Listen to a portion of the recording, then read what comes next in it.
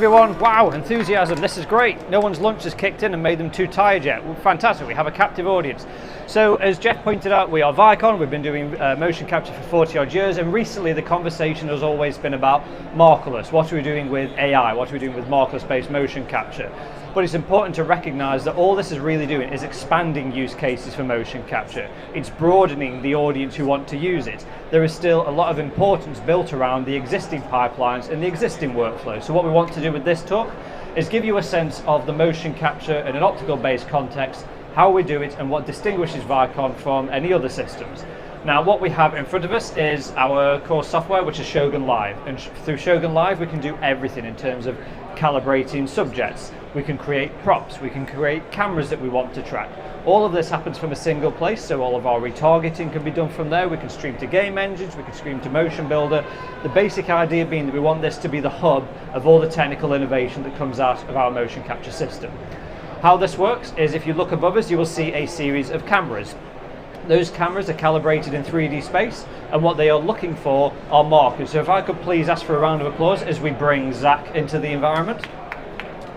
Thank you guys, the enthusiasm really brings a smile to his face. So what you'll see is our subject here is covered in markers, and that's not a fashion choice, that's for a very technically important reason. The cameras we see above us, they are infrared cameras, so they are looking for infrared light.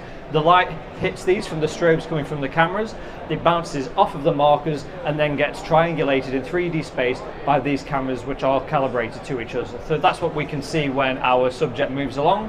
We see all of these markers are being tracked in real time in 3D space with sub-millimeter level accuracy.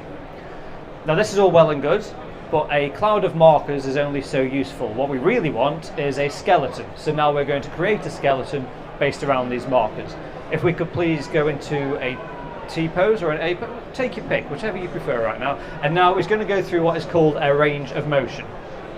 If you could start, please, Zach. So what Zach is doing is a series of motions that's going to inform the system of things like proportions, the length of his arms or legs, also the extent to which some of those can move, so he doesn't overextend. Essentially what this is doing is informing the system of this unique individual's movements and the extent to which he can move. This is then going to calibrate a skeleton, and that skeleton is going to be essentially a digitized version of the subject that we are tracking. And all these movements, it's not just done out of personal preference, it's not that this guy just really loves dancing in this way. All of this is the best way possible of giving the system as much data to use as possible. What we see behind us is a chart which essentially says how much motion each of those joints have performed, and then the system is going to rely on his data rather than the underlying stats that exist within that. And now what we have is a full 3D skeleton to the exact proportions of our performer. So now we can start moving, we can start acting, we can start performing, we can take action from a director.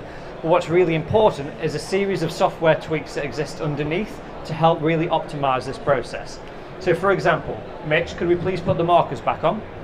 So what you'll notice, we can still see markers to get a sense of, so these are the markers as they relate to the skeleton. But what you'll see sometimes is those markers are turning red. That's when they can no longer be seen. So I'm going to ask Zach to please put a pause to this otherwise incredible performance, and please just lie down on your front. So what we'll see is now that these markers are turning red, that's because none of the cameras can see them anymore. But nevertheless, even with the entire front of the body covered, the system is able to triangulate the position of those markers based on the ones that it can see. Come in and use a system to bring their imagination to life. And it's very difficult to do that when we as a product design team start putting stipulations on what they can do, what they can't do. We want people to come in, push the system to its limits, and not worry about the technology being able to keep up. With that in mind, what you'll also notice is, in addition to markering up the entire body, we can also get more subtle areas such as fingers. So if we show the fingers, we are the only optical motion capture company that supports finger markers, meaning that the sub-millimeter accuracy we're getting on the entire body, we can also get in the fingers themselves. So if you want just really broad, strong movements, we can capture that. Likewise, if you want to capture the subtlety of finger interaction, we can do that as well. And to demonstrate that, cool, I'm also going to invite our second subject in the volume. If I could please get a rapturous round of applause for Jessa. And now just so we have another point cloud, and what we need to do is go through that same process. The calibration process essentially involves walking into a space, holding a T-pose, and then that person being tracked. What we are essentially doing there is scaling a skeleton to the size of that subject. With marker based, the reason we go through that range of motion is we want this skeleton to be proportionally accurate to the character that we are tracking. So now we're going to go through that range of motion again, and you can see again, even though we're losing markers during this because they become occluded, it doesn't matter because the system is able to triangulate the position of those markers based on the ones that it can see. And what you'll see as this process goes underway is that I get markers thrown at me. It's completely understandable. I'd throw a marker at me as well if I had the chance.